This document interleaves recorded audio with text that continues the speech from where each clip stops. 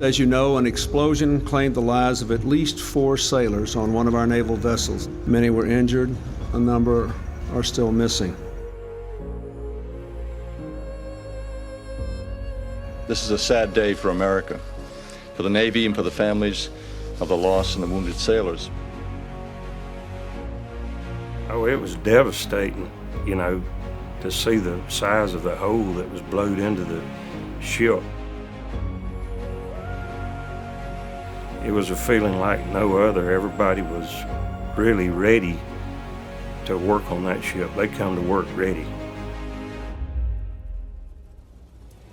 When it came, we had to come together as a team to get it prepared, and that's what we did. We set out, we came together, we all, was like one big family, trying to get back out into the fleet.